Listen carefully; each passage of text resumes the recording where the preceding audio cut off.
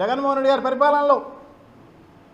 అలాగే చీనీకి అయితేనేమి, ఉల్లికి అయితేనేమి, ఇవన్నీ కూడా రైతుల నుంచి కొని దాదాపు 7,800 కోట్ల రూపాయలు ఒట్టి ధరల స్థిరీకరణ కోసమే ఖర్చు పెట్టిన పరిస్థితి మనం చూసాం.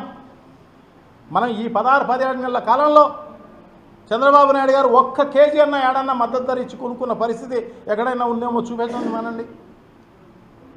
మద్దతు ధర లేదు, ఎక్కడ కూడా పంట నష్టం ఇచ్చిన పరిస్థితి లేదు.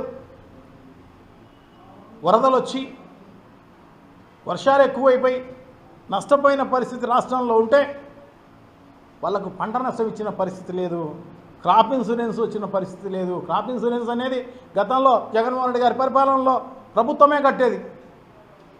అటువంటిది అది ఎత్తేసి ఇప్పుడు రైతులనే కట్టుకోమని చెప్పడం జరుగుతోంది. చూడండి, సున్నా వడ్డీ గతంలో ఉండేది, సున్నా వడ్డీ అనేది కూడా లేదు. ఇప్పుడు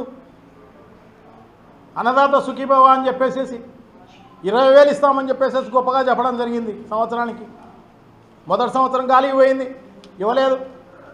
రెండో సంవత్సరానికి సంబంధించి 5,000 రూపాయలు మాత్రమే ఇచ్చిన పరిస్థితి మనం చూస్తున్నాం. కౌలు రైతులకు లేదు, మళ్ళా మిగతా రైతులకు అందరికీ కూడా లేని పరిస్థితి.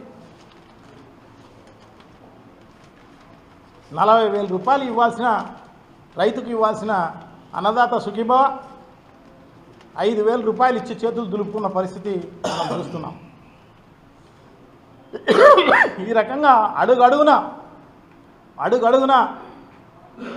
రైతులకు అన్యాయం జరుగుతున్న పరిస్థితి. నువ్వు అన్నదాతకు అండగా ఉండాల్సిన అవసరం ప్రభుత్వానికి ఉంది. ఎందుకంటే ఈ రాష్ట్రంలో రైతు కార్మికులు 75% ఉంటారు.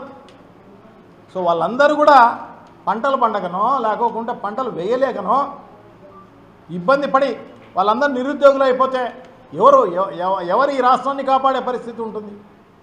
చదువుకున్న వాళ్ళకే ఉద్యోగాలు ఇచ్చే పరిస్థితి లేదే, మళ్ళీ వీళ్ళు కూడా నిరుద్యోగులు అయిపోతే పరిస్థితి ఏంటి?